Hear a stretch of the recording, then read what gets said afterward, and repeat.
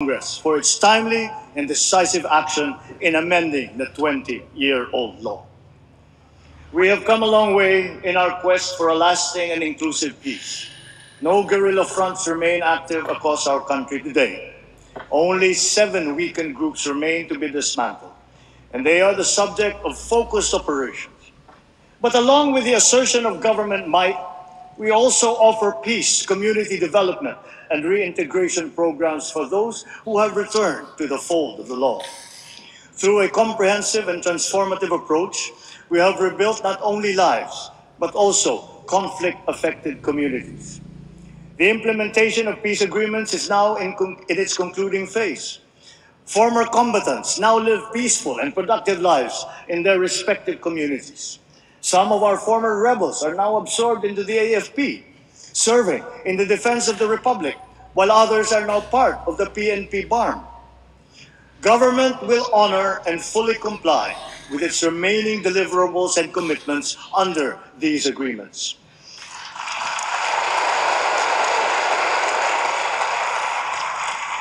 In November last year, we signed proclamations granting amnesty to former rebels. A month later, and then in June of this year, the House of Representatives and the Senate issued their respective resolutions concurring with these amnesty proclamations. That Congress is one with us is a testament to the whole nation's sincere desire for peace. In such a short period, the BARM has impressively established a strong foundation for its progressive autonomous social development. Investments continue to pour into the BARM. Last year, investments in the region increased by 140% year on year.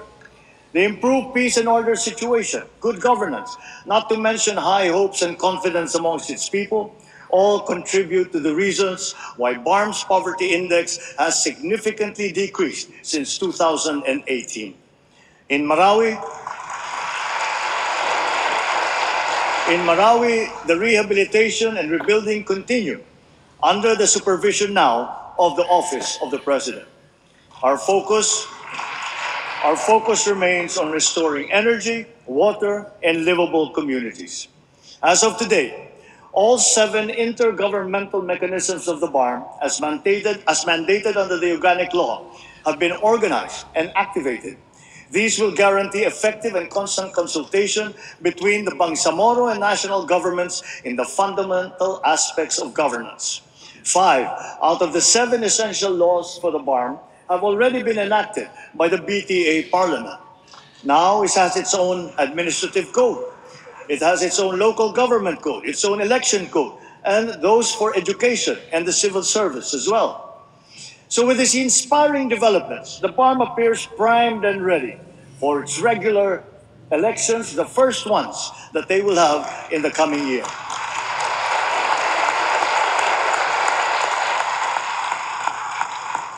On the fight against dangerous drugs, our bloodless war on dangerous drugs adheres and will continue to adhere to the established 8 E's of an effective anti-illegal drug strategy.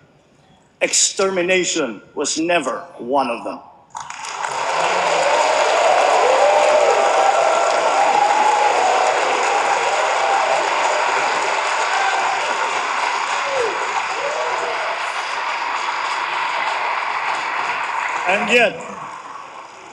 And yet, in more than 71,500 operations, it has resulted in the seizure of more than 44 billion pesos worth of illegal drugs and the arrest of more than 97,000 drug personalities.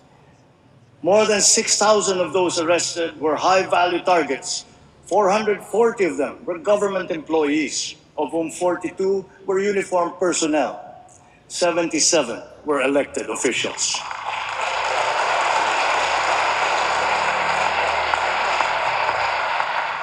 So to further paralyze their operations, dirty money and assets worth more than 500 million pesos have been frozen and preserved. With strong case buildup and efficient prosecution, the drug conviction rate is at a high of 79%.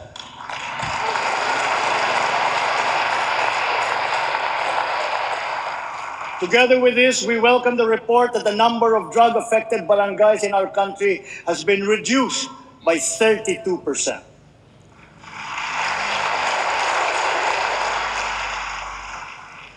In our international relations, we have faced challenges to our territorial sovereignty, and we will assert our rights and interests in the same fair and pacific way that we have always done.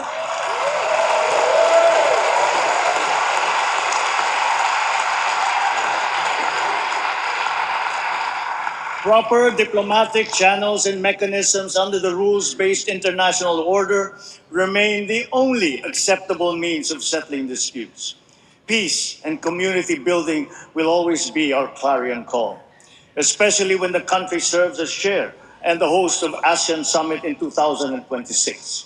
We continuously try to find ways to de-escalate tensions in contested areas with our counterparts, without compromising our position and our principles.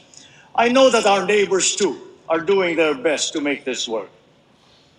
The Philippines cannot yield. The Philippines cannot waver.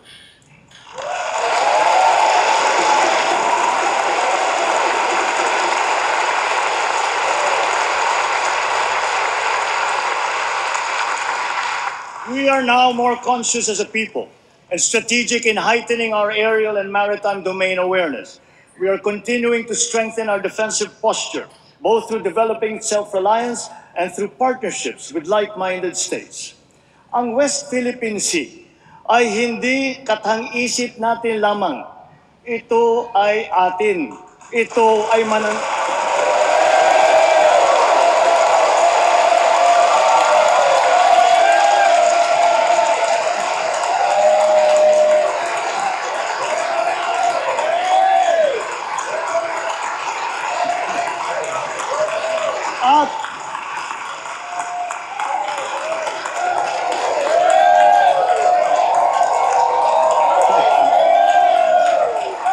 At ito ay mananatiling atin hanggat nag-aalab ang diwa ng ating minamahal na bansang Pilipinas.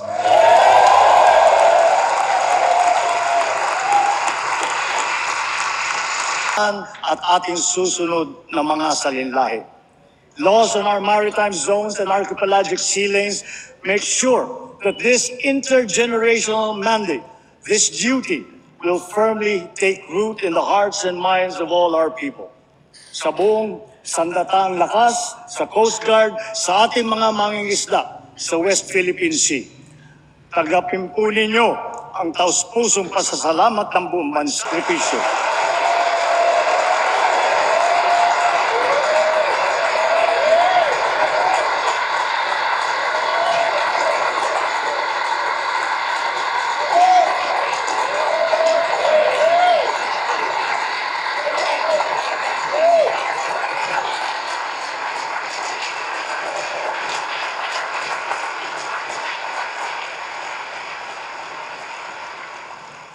Let us now turn to our economic status and our prospects.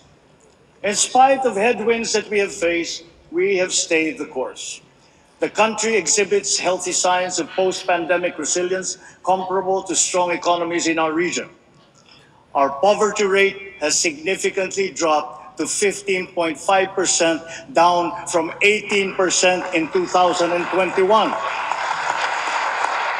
This present figure is even lower than the pre-pandemic level of 16.7% in 2018. Ang katumbas nito ay halos 2.5 milyong Pilipino ang naiangat natin mula sa kahirapan.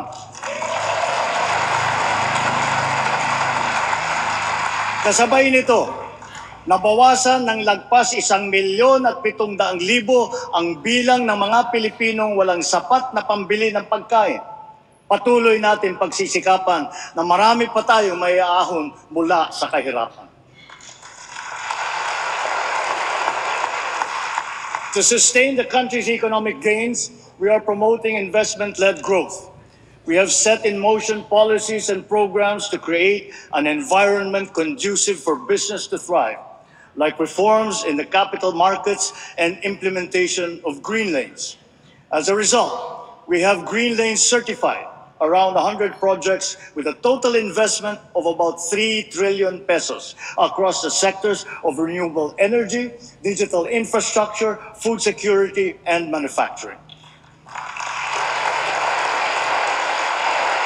The Philippine financial system remains robust and resilient. Tax and non-tax revenue collection has also become more efficient in pace with our rejuvenated economy. Notably, for the past 2 years, our GOCCs have remitted dividends to the national government with a combined tally exceeding their contributions in 2022.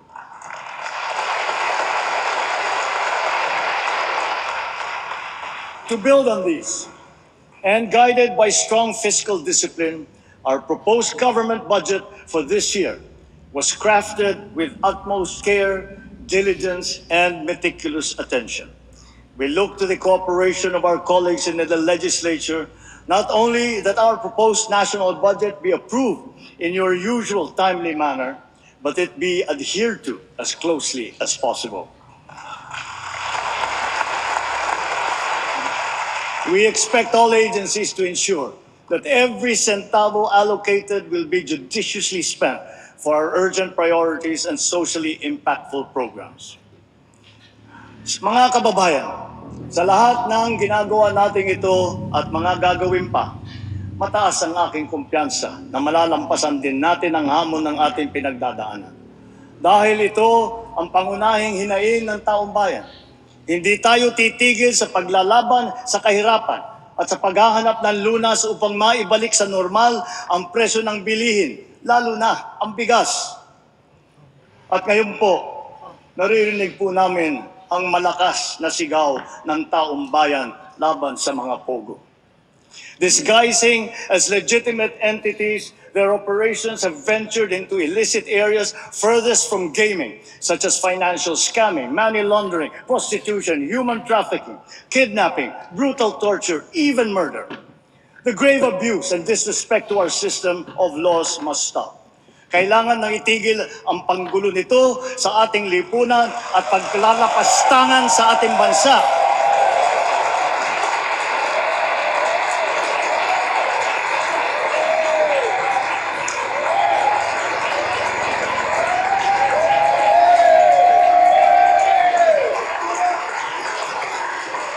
Effective today, all POGOs are banned.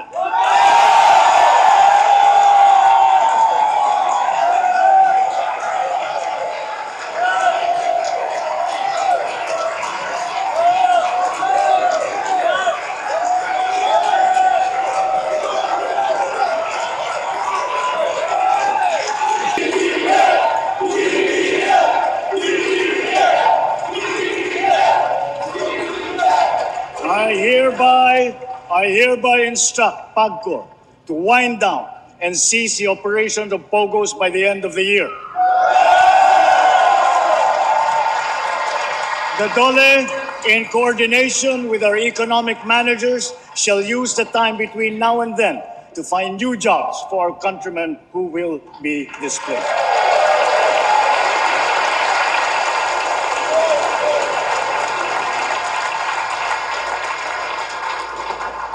This will solve many of the problems that we are encountering. It will solve many of the problems that we have been encountering, but it will not solve all of them. To solve all the problems that we have been suffering under, all officials, law enforcers, workers in government, and most of all, the citizenry, must always be vigilant, principled, and think of the health of the nation.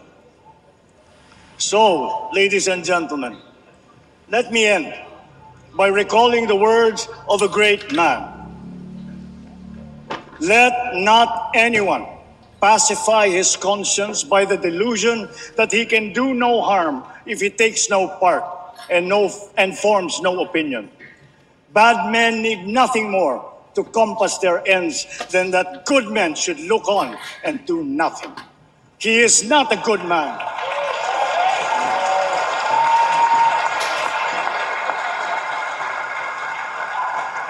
He is not a good man who, without a protest, allows wrong to be committed in his name.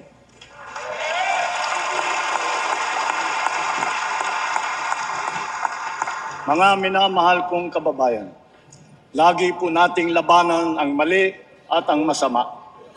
Lagi po nating ipaglaban ang tama at ang mabuti. Lagi po nating mahalin ang Pilipinas. Lagi po nating mahalin ang Pilipino. Mabuhay po kayo at mabuhay ang bagong Pilipino. Maraming salamat po.